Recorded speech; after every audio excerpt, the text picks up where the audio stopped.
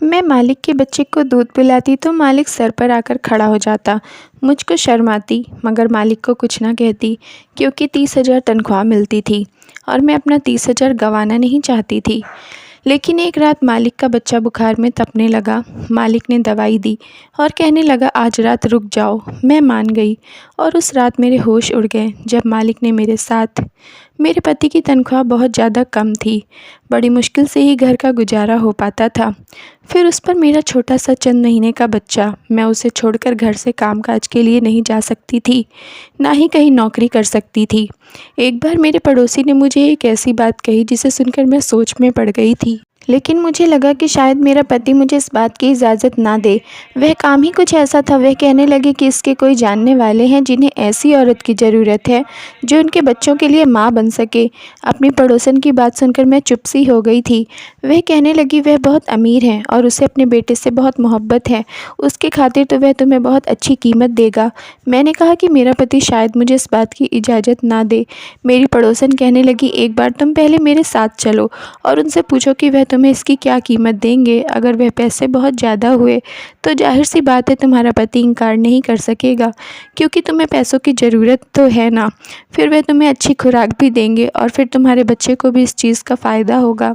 यह सुनकर मैं चुप हो गई थी। जाहिर सी बात है मेरे पति की तनख्वाह बहुत कम थी, मेरा इसमें गुजर बसर नहीं होता था, ना ही मैं अच्छा खाना खा सकती थी। मेरा बच्चा बहुत कमज़ोर था और औलाद के खातिर मैं यह कदम उठाने के लिए भी तैयार थी। हालांकि किसी दूसरे बच्चे को गोद में भरना और अपने ही बच्चों के साथ उसे शामिल करना आसान तो नहीं होता, लेकिन अपने बच्चे के खातिर मैं यह सब करने के लिए तैयार थी। मुझे भी अपने पड़ोसन की बात ठीक ही लग रही थी कि मैं पहले उन लोगों से बात कर लूं, ताकि अगर मुझे वहां से अच्छी तनख्वाह मिलने की उम्मीद हुई तो पति को भी मना लूँगी। अगले दिन मैं अपने बच्चे को गोद में लेकर पड़ोसन के साथ उनके बंगले में पहुंच गई।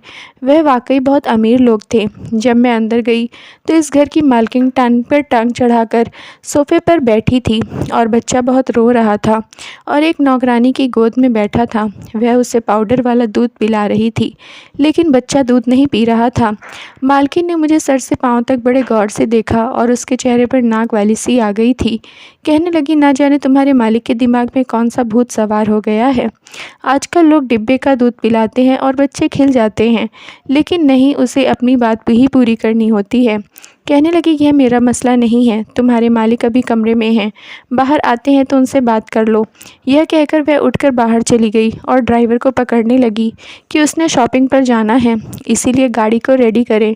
मैं तो इस औरत को देखकर हैरान सी रह गई थी। कैसी माँ थी। फिर मैं सोचने लगी कि शायद कोई बीमार औरत है, क्योंकि मजबूरी की हालत में अपने बच्चे को इसके हक से जुदा कर रही है। लेकिन यह तो हट्टी कट्टी औरत सेहतमंद भी थी, अपने बच्चों को माँ का प्यार दे सकती थी।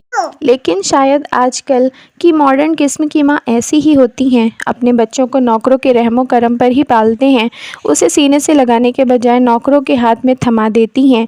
मैं गहरी ठंडी सांस भरी थी। वक्त वक्त की बात थी।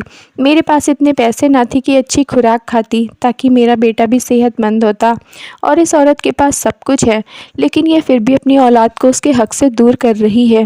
वह औरत जा चुकी थी। कुछ देर बाद ही इस घर का मालिक कमरे से निकला और मेरी पड़ोसन से कहने लगा कि क्या यह वही औरत है।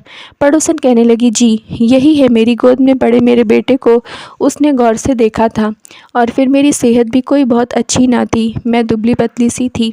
वह कहने लगा कि इन्हें तो खुद खुराक की अच्छी खासी ज़रूरत है, यह भला मेरे बच्चे को कैसे पाल सकती हैं। मैंने उसकी बात सुनकर कहा कि रोजी रोटी तो ऊपर वाले के हाथ में होती है, जो रब ने बच्चे के खाने का जरिया बनाया है वो ताकत भी देता है। मेरी बात सुनकर इसने बड़े ताजुब अंदाज में मुझे देखा था। कहने लगा, मेरा बच्चा बहुत बीमार रहने लगा है, क्योंकि उसे पाउडर वाला दूध वाकिफ़ नहीं है, और मेरी बीवी किसी तौर पर भी राज़ी नहीं कि बच्चे को इसका हक दे।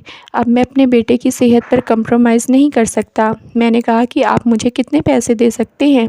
मेरे सवाल पर कहने लगा, जितना आप चाहें, मुझे पैसे देने में कोई एतराज़ नहीं है, मेरा बच्चा ठीक और तंदुरुस्त हो। उसने मुझे महीने के 30,000 को कहा था। यह सुनकर तो हैरत से मेरी आंखें फटी की फटी रह गई थीं। यह मेरी ज़रूरत से अच्छे खासे ज़्यादा पैसे थे। जब मैं अपने पति को बताया तो पहले तो वह खामोश हो गया, लेकिन थोड़ी सी मिन्नतें करने के बाद उसने मुझे इजाज़त दे दी। अगले दिन जब मैं इस बंगले में गई, मालिक घर पर ही मौजूद था। मुझे देखकर अपना बेटा मुझे पकड़ा दिया। कहने लगा, आज आपको दिन भर यहीं रहना पड़ेगा, 10 बजे के बाद आप जा सकती हैं। मैं अपने बेटे को भी साथ लाई थी।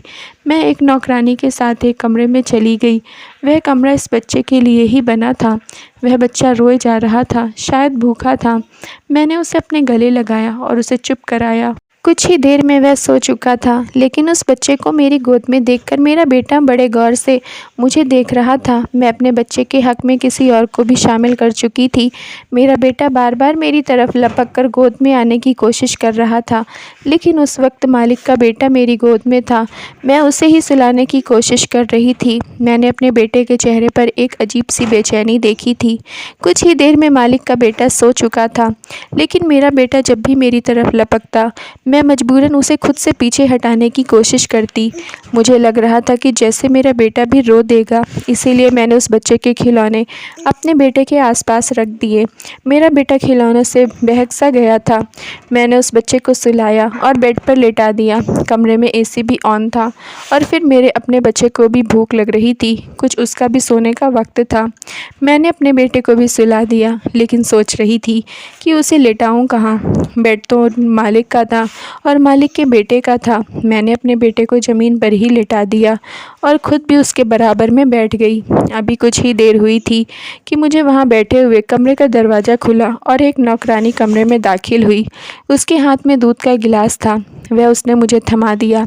मैं उसे हैरत से देखने लगी। कहने लगी, मालिक कह रहे हैं उसे तुम पियो और कुछ देर बाद मैं तुम्हें फल भी ला कर दूँगी, वह भी सारे के सारे तुम्हें ही खाने पड़ेंगे।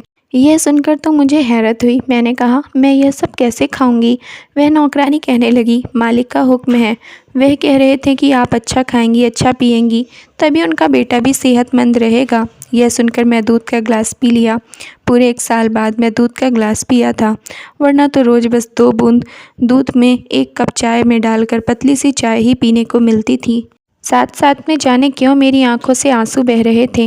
वक्त भी इंसान को कैसे कैसे करम दिखाता है। कहाँ कि मैं एक एक रोटी को तरसती थी और यहाँ मेरे सामने दुनिया जहाँ की हर चीज़ रखी थी, सिर्फ इस मालकिन के बच्चे की वजह से। 4-5 दिन में ही मेरी सेहत में काफ़ी फ़र्क आना शुरू हुआ था। लेकिन एक चीज़ जो मैंने महसूस की थी, वह यह थी कि जब भी मालिक के बेटे को दूध पिलाती, तो कुछ देर बाद ही मालिक किसी न किसी बहाने से मेरे कमरे में आ जाता। मुझे बड़ी अजीब सी नज़रों से देखता। मुझे उलझन सी महसूस होती। मैं फ़ौरन से उसके बच्चे को गोद से उतार देती। वह मुझे अपने बेटे के बारे में पूछने लगते। मुझे अपने मालिक की हरकत बहुत बुरी सी लगती थी कि वह क्यों कमरे में बिना इजाज़त चले आते हैं। जब 4-5 दिन यही सिलसिला जारी रहा, तो फिर मैंने एक दिन कह दिया कि देखो, मुझे यूँ अच्छा नहीं लगता, बार बार कमरे में क्यों आते हैं। मेरी बात पर उसके माथे पर बल पड़ने लगे। कहने लगा, सच्ची बात बताऊं आपको? मैंने कहा, जी बताइए। वह कहने लगा, देखो, मैं आपको जो खाने पीने में चीज़ पेश करता हूं, सिर्फ़ इसलिए करता हूं ताकि मेरा बच्चा अच्छी सेहत का हो जाए। मुझे यह वहम रहता है कि आप मेरे बेटे की बजाय अपने बेटे से ज़्यादा प्यार करती हैं, ज़्यादा तवज्जो उसे देती हैं। मैं अगर पैसा खर्च कर रहा हूँ तो अपनी औलाद के लिए कर रहा हूँ। यह सुनकर तो मेरा दिमाग घूम कर रह गया था। क्या समझता था वह मुझे? क्या मैं बेईमान हूँ? उसका फ़िक्र मैं अपने बच्चे को सेहतमंद करूँगी और उसके बेटे को पूछूंगी भी नहीं या उसको भूखा रखूँगी। मैंने कहा, साहब, मैं गरीब ज़रूर हूँ, लेकिन मैं बेगैरत नहीं। मुझे नमक की वफ़ा करनी अच्छे से आती है। अगर आपको ऐसा ही शक है तो ठीक है, आप किसी और को रख लें। यह कहने के बाद मैंने अपना बच्चा गोद में उठाया और बाहर जाने लगी। वह मुझे पीछे से पुकारता रह गया, लेकिन मैं 1 मिनट भी वहाँ ना रुकी और अपने घर आ गई। मैं गरीब ज़रूर थी, लेकिन बेगैरत हरगिज़ नहीं थी। इतनी बातें सुनने के बाद भला मैं क्यों वहाँ पर रुक जाती। मैं अपने बच्चे का हक उसके बेटे को दे रही थी, उसका ख्याल भी बहुत रखती थी। जब तक मैं वहाँ होती थी, उसके बच्चे को संभालती थी और अपने बच्चे को उसके खिलौने से बदलती रहती। हालांकि मेरे बेटे का हक था कि मैं उसे ध्यान देती। इसी रात मुझ पर एक और मुसीबत टूट गई। मेरा पति वापस घर नहीं आया था। रात के 12 बजे तो मैं बहुत परेशान थी जब मुझे फ़ोन आया और किसी ने मुझे बताया कि मेरे पति का एक्सीडेंट हो गया है। यह सुना था कि मैं तुरंत अस्पताल पहुंची, लेकिन मेरे पति की मौत हो चुकी थी। वह बुरी तरह जख्मी हुआ था। जब मुझे डॉक्टर ने आकर बताया कि मेरा पति अब इस दुनिया में नहीं रहा, मैं बेहोश होकर गिर चुकी थी। कभी अपने कुछ महीने के बच्चे को देखती तो कभी अपने पति के मुर्दा शरीर को। मैं फूट फूट कर रोने लगी। कुछ समझ नहीं आ रहा था कि क्या करूं। हमारे घर में लोगों की भीड़ थी। सुबह ही मेरे पति का अंतिम संस्कार हो गया। वह रात यूं ही रोते रोते गुजर चुकी थी, जबकि मेरे बेटे को खबर भी ना थी कि उसके बाप का देहांत हो चुका है। जब भी मुझे और मेरे बच्चे को देखता यही कहता कि तुम जवान हो और यह तुम्हारा मासूम बच्चा, आगे की ज़िंदगी कैसे कटेगी तुम्हारी। पति तो तुम्हारा इस जवानी में ही इस दुनिया में छोड़कर चला गया।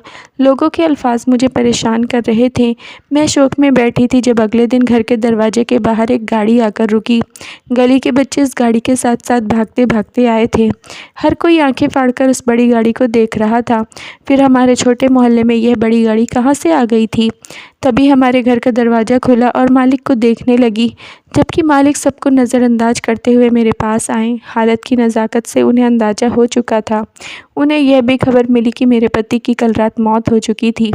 वह मुझसे हमदर्दी करने लगे। मैं फूट फूट कर रोने लगी थी तो मालिक कहने लगे कि तुम फिक्र मत करो, दरअसल मैं तुम्हें यही बताने आया था कि मेरे बेटे की तबीयत बहुत ही ख़राब है।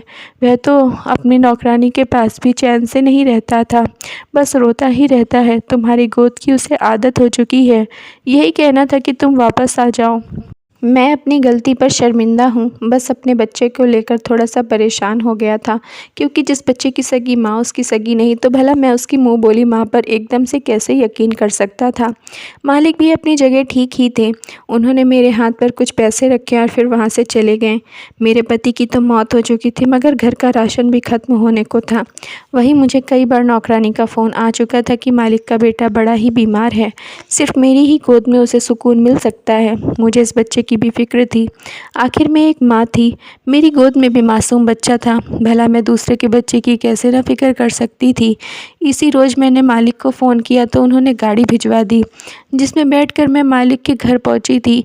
मेरी हालत काफ़ी ख़राब थी, मगर उसके बावजूद मैं जैसे ही मालिक के बच्चे को उठाया तो वह फ़ौरन खामोश हो गया और मेरे साथ खेलने लगा। उसे तो जैसे मेरी आदत सी हो चुकी थी, हर वक्त मेरे पास ही रहता। यह देखकर मालिक बहुत खुश हुए और फिर एक दिन मेरे पास आकर कहने लगे कि तुम अगर ठीक समझो तो यहीं रह लो, मैं तुम्हारे लिए क्वार्टर खाली करवा दूंगा। वैसे भी तुम्हारा इस दुनिया में कोई नहीं रहा, तो बेहतर है कि अकेले रहने से तुम यहीं रह लिया करो। मालिक की बात मुझे बुरी भी नहीं लगी थी। अब तो मालिक का रवैया भी मेरे बेटे के साथ ठीक रहने लगा था। वह उसका बहुत ख्याल करते थे। जो भी चीज़ अपने बेटे के लिए लेते वही मेरे बेटे के लिए भी लेकर आते, जबकि मालकिन का तो कुछ पता ही नहीं था। वह कब आ रही हैं कब जा रही हैं, मालिक को भी खबर ना होती। हर वक्त उनकी शॉपिंग और दोस्तों के साथ पार्टी ही होती। कई बार तो वह दूसरे मुल्क के लिए अपने दोस्तों से मिलने भी जा चुकी थी। उन्हें इस बात की जरा भी परवाह नहीं थी कि उनके बच्चे किस हाल में हैं। मैं अपने पति को याद करके काफ़ी उदास रहने लगी थी। मेरा बेटा भी अपने बाप को याद करके रोता रहता। अक्सर एक दिन मालिक के बेटे की तबीयत खराब थी। मैं क्वार्टर जाने लगी तो मालिक बोले, आज तुम यहीं रह जाओ, मेरे बेटे के कमरे में ही सो जाना। मेरे बेटे की तबीयत खराब है और वह सिर्फ तुम्हारे पास ही रह सकता है। मजबूरन मुझे वहीं रहना पड़ा। रात को मालिक का बेटा भूख की शिद्दत से जगा तो मैं उसे दूध पिलाने लगी, मगर तभी मालिक कमरे में चले आए। मैं अपने ही ध्यान में बैठी थी। जब कदमों की आहट सुनी तो घबराकर मालिक के बेटे को खुद से दूर करने लगी। वह सो चुका था और उसकी तबीयत भी कुछ ठीक थी।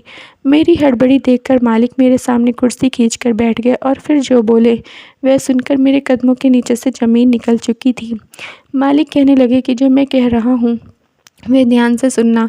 मैं एक ऐसी ही लड़की से शादी करना चाहता था जो न सिर्फ दुनियादारी संभाले बल्कि घर और मेरी होने वाली औलाद को भी संभाले, उसकी अच्छी परवरिश करे। जबकि मैंने जिस औरत से शादी की इसमें ऐसी कोई भी खास बात मौजूद नहीं है। इसीलिए मैं चाहता हूँ कि जैसे ही तुम्हारी राय हो मैं तुमसे शादी कर लूँ। तुम मेरे बेटे को अपने बच्चे की तरह ख्याल रखती हो। मेरा बच्चा भी तुमसे घुल मिल चुका है। मैं चाहता हूँ कि तुम्हें इसकी माँ का दर्जा दे दूँ। मेरा चेहरा लाल हो चुका था। फ़ौरन कहने लगी कि नहीं, मुझे सिर्फ अपने पति से मोहब्बत है। मैं ऐसे कैसे आपसे शादी कर सकती हूँ? अभी तो उनकी रूह को सुकून भी नहीं मिला होगा। होगा। मैं फ़ौरन वापस अपने क्वार्टर में चली गई, मगर मालिक कहने लगे कि तुम्हें इस फ़ैसले का हक़ है, तुम जो कहोगी मैं वही करूँगा। मालिक का रवैया मेरे बच्चे के साथ बहुत अच्छा था। हमें तो अमीरों वाले ऐशो आराम मिल रहे थे। मैंने बहुत सोचा, जब अपने बच्चे के भविष्य को देखा और मालिक के बेटे को, तो मजबूरन मुझे मालिक का फ़ैसला मानना पड़ा। मगर मुझे मालकिन की तरफ से बड़ी ही बेचैनी थी। जैसे ही मैं मालिक से शादी करने के लिए हाँ की, तो मालिक ने फ़ौरन अपनी पहली बीवी को तलाक दे दिया। वह चीखती और चिल्लाने लगी, मगर मालिक ने उससे अपने सारे बैंक बैलेंस और क्रेडिट कार्ड ले लिए थे। अब तक वह जितना भी ऐश कर रही थी, वह मालिक के पैसों पर ही था। मालिक ने उससे पैसे ले लिए तो वह कंगाल हो गई। उन्होंने मुझसे शादी कर ली। कभी कभी मुझे लगता है कि मैं यह फ़ैसला करके गलत किया है, मगर शादी के बाद जब मैं मालिक की मोहब्बत देखी तो मैं खुद को खुशकिस्मत समझने लगी। शायद यही मेरे नसीब में लिखा था। मेरे बेटे को बाप का प्यार मिल रहा था, वहीं मालिक के बेटे को एक माँ की मोहब्बत मिल रही थी। मैं ऊपर वाले का शुक्रिया अदा करती हूँ, उसने कैसे एकदम से बंद रास्ते खोले थे और मेरी ज़िंदगी में खुशियों से भर दी थी। Thank you friends. स्टोरी पसंद आई हो तो प्लीज़ लाइक कर दीजिए और चैनल को सब्सक्राइब कर लीजिए।